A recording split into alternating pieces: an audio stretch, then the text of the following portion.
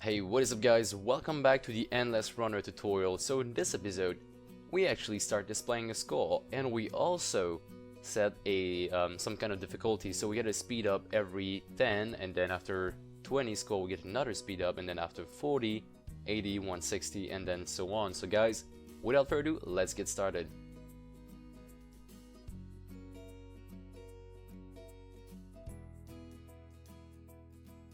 Okay, so we've got our scene over here. It's pretty simple right now. It only consists of a player and a tile manager. What we're going to do now is we're going to right click right here, right inside the hierarchy, and then create a new UI.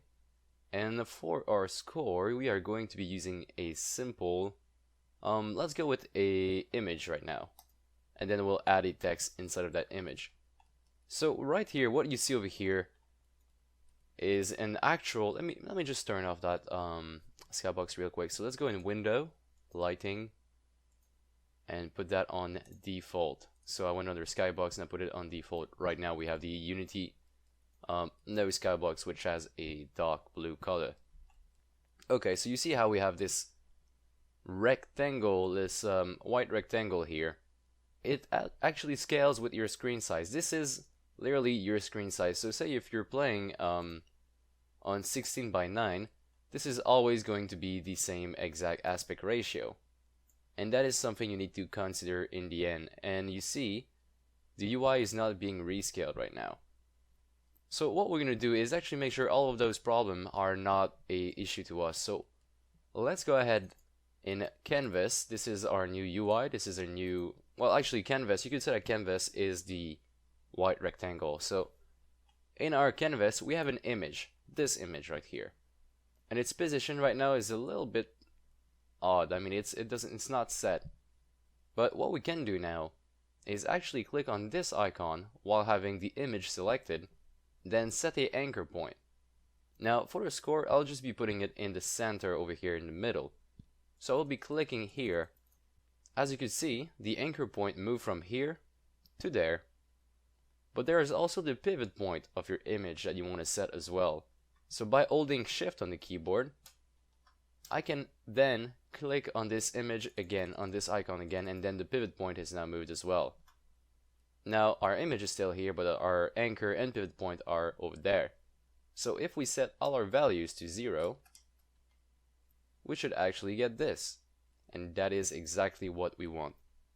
So right now what I'm going to do is actually add a image to this, an actual image. This is simply a white square, but I do have some UI image, I believe. Yep, these image. Now of course if you don't have any, you can just keep the white background or use a default panel, I think. Yeah, this one. This comes with Unity, so you can simply use that. But I have my own buttons, so I'll be using this, and then of course rescale it as I wish. So maybe 200 by 30. That's too small. Let's do 50. Is that too small? Maybe. Okay, let me try with 75 then. And 1 on 225 in width. Okay, so I get something of the sort. Now our problem is still the same. If I rescale my canvas, this is what we get. The image is taking the whole screen. So this is where we actually set some values inside of the canvas. So on the root element of your UI, the canvas element, you can see we have a canvas scaler over here, and this one is on constant pixel size. Let's change that for scale with screen size. Now this way, it is always going to be scale according to the size of your canvas. And then we can remodify it if it's not big enough. So if I'm looking here, I think that's fine for the score. I don't want this to be blocking my vision either, so right here is just about perfect. Okay. So we've just created a simple button here. Well, not a button, sorry, an image. We've just added that right there. But I'd like to add some text on top of that image. I'd like to add some text that contain my score. So let me just clean this up. This image is going to be the score container. And I will right click on this object, then add a new UI text like so. And it's really subtle right now. You can't see it that well. So what we're going to do is change the font color to a nice white, increase the font size, and then move it in the center like so. What I like to do with text is I actually click on this icon and then I stretch on both axes. This means you're going to stretch it on both axes so it assumes the same exact size as the parent. In this case, the parent of my text object is the score container, is the image, this button image. So if I click on this and I remove all the values up here, so 0, 0, 0, and 0, then my text is exactly the same exact size as the button, and now I can play with the font size as much as I want. Now be careful when you play with the font size. If the font size is bigger than the actual box, like this, then the actual defined zone of the rect transform, then you're not going to see your text. So in case you don't see your text, make sure you scale it down a little bit and hopefully you can then see it. Okay, so my score is going to be something like, say, 51-24, why not? And is that good enough? Maybe I want to scale it down a little bit, like so. I'm also going to change the font. Now again, I have my own custom font. If you want to use yours, you have to import it inside of Unity. And there we go. Okay, so that's basically going to be the place where I store my score. Now, you can be putting your text value on pretty much anything because it doesn't really matter. It's going to be reset pretty much every frame. So what we're going to do is name this score. There we go. So right now we have a canvas, which is this whole thing. This is a whole screen. On top of the whole screen, we have this UI, and this UI object contains a score. Now score then has a text component, and that's what we need to modify. We need to get the text component of that score and then modify the text inside of it. So say when we hit 5 in points, that we can type in 5 in this box, but we have to do it via code. Now the way we're going to do this is we're actually going to create a new script on top of the player. Usually I always put it inside another script because the score is going to be something fairly small, but for this example we are going to create a whole new script for it. So having my player selected, I will hit add component and let's just type in score. Then make sure you create a new C# script and we're going to move it inside of the folder. So right now your player should have this new component, this new score component. I am going to double click on it to open it inside of MonoDevelop. Okay, so we got a brand new page right here we can write on. Let's start by declaring a private float that we'll call score, and that is going to hold our score, of course. Now, once we have our score, we'd like to be able to write it on our UI object, and in order to do that, we needed to have a reference to that text component. Now we're going to do something a little bit different than we usually do to get a reference. We are going to add on top of our script using that system, using Unity Engine .ui. This way we can now have access to the text component type, and we're going to make it public. So public text score text, like this. Now what this gives us is, if we go back on our player, we should now have a public field called score text. And since this is of text type, we can grab the score right here from our canvas and drag it right inside of here. This way, we know that score text is equal to this. And we can then simply call, just for an example, we can say score text.text is equal hello. We did that in the start, so if we press start, it should say hello up here. There we go. So we basically need to be able to set that to the score. So if we do that in the update down here, we say score text.text is equal to score.toString. But now what's going to happen is, since this is a float value, it's actually going to keep, oh, well, not right now because we don't have any more, we don't have a value with a decimal number, but say our score is 2.85, then it would actually write the 0.85, and that's definitely not something we'd like to see.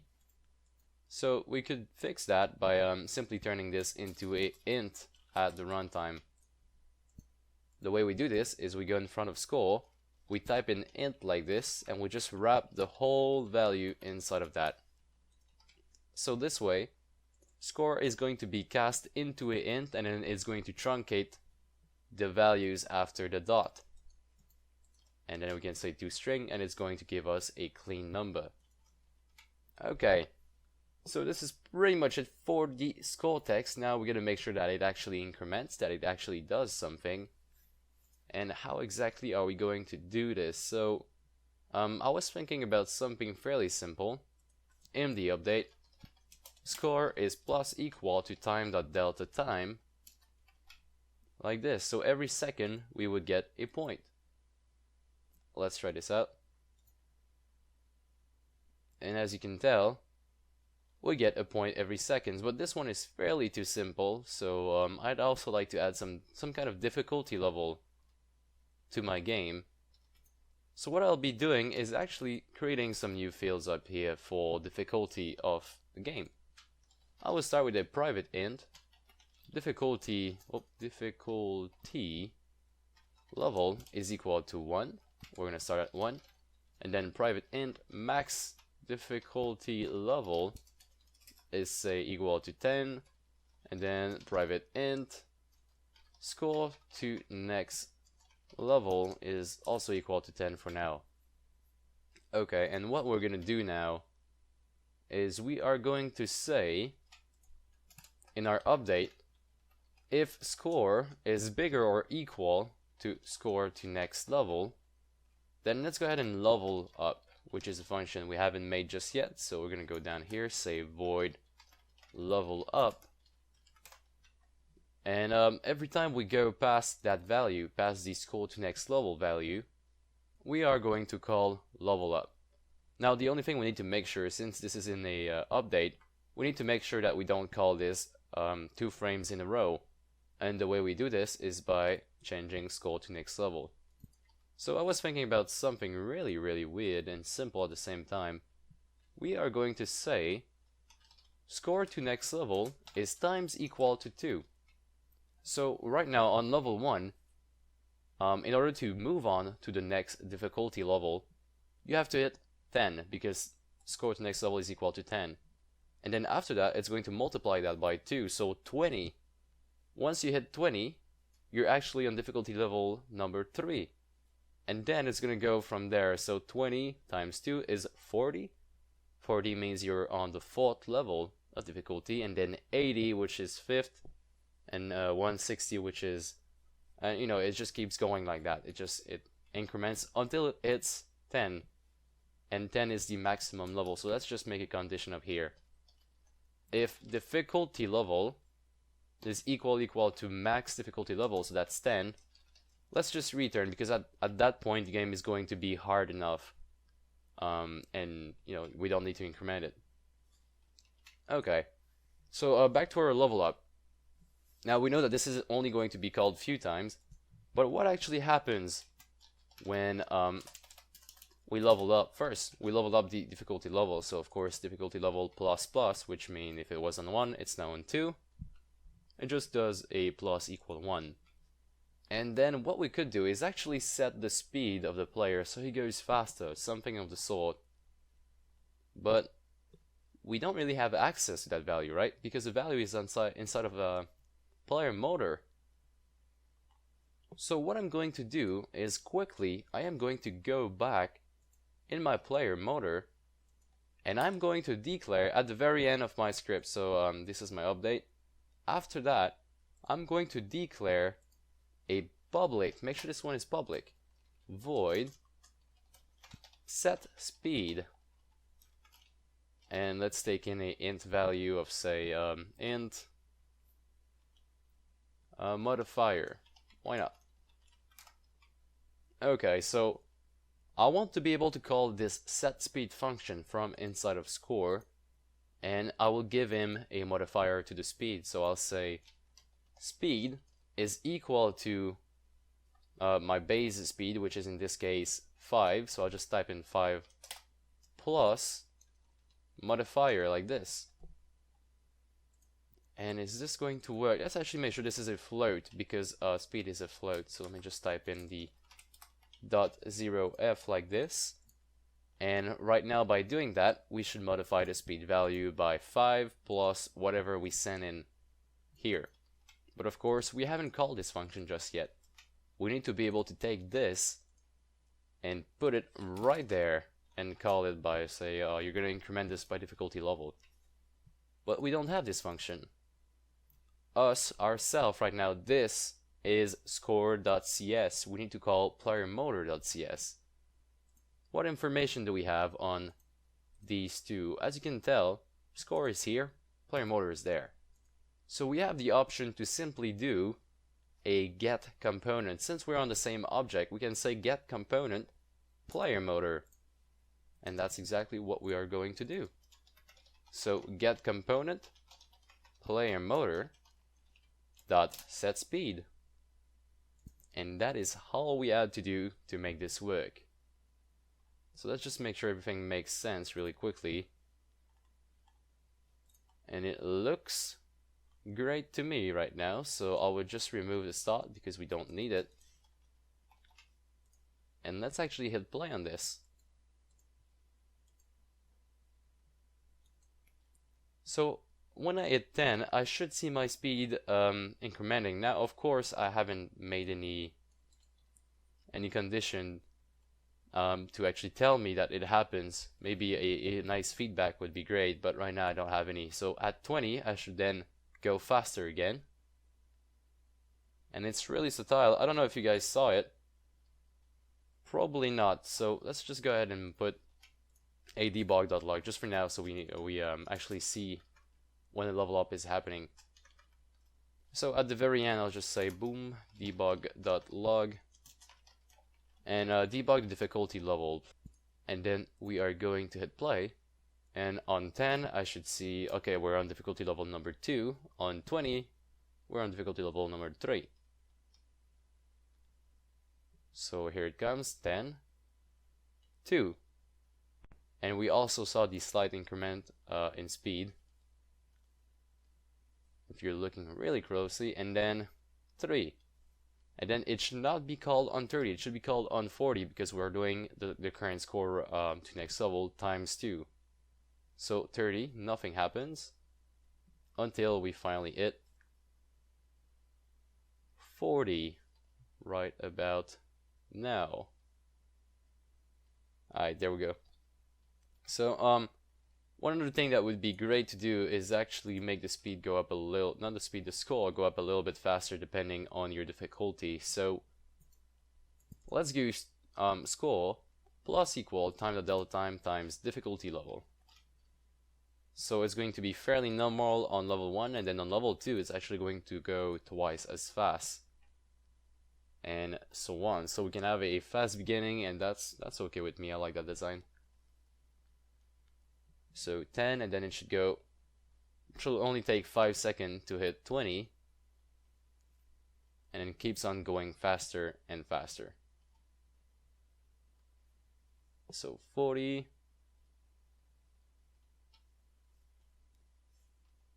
and the next one should be 80, and then so on. So I won't be testing this all night long, but guys, that's going to be pretty much it for this episode. If you learned something or if you enjoyed this, please leave me a like. I really appreciate that. If you have any comment or question, you can also leave them on the comment section below. And that's going to be pretty much it for this episode. So thanks a lot for watching again, and I will be seeing you guys in the next one.